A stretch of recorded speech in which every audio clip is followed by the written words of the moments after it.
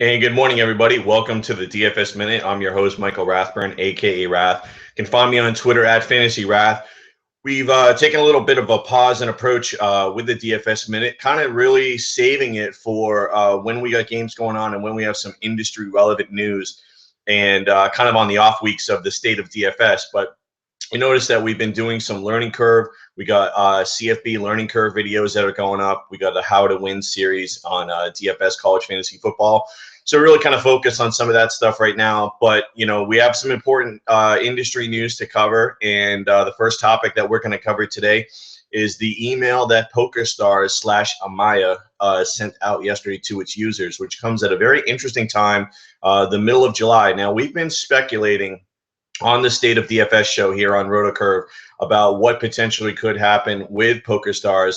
And, you know, I've kind of said on the last one or the one even previous, I felt like, you know, it sure felt like PokerStars was not going to be coming in 2015. If they were, then it would have been a lot further along than they are now. Maybe they're going to come in 2016. But I think that with the Yahoo move into the space, I think that perhaps PokerStars was looking at a way to still get in this year. So they sent out a survey to their users. I'm going to cover some of the questions that they went over. They said, you know, have you played DFS? Which sports have you played? How often do you play?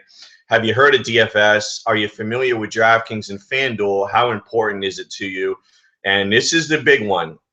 Would you play on a site that is PokerStars or backed by PokerStars? So I think that's the key question in this survey, is that they were getting a gauge from their audience, their existing audience, and then they can project what they think their business can be in year one or what an acquisition could potentially be worth.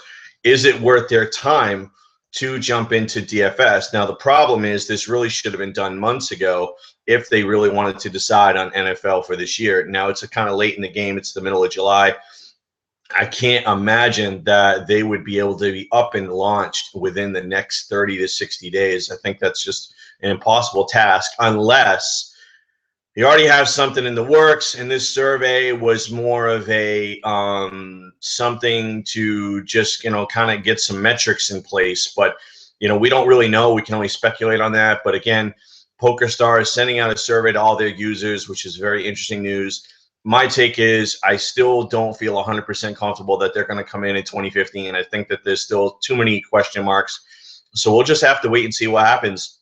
Be on the lookout for another DFS Minute show this morning where we're going to delve into the FanDuel funding round and what it's going to potentially mean for the future of DFS. Thanks again, guys.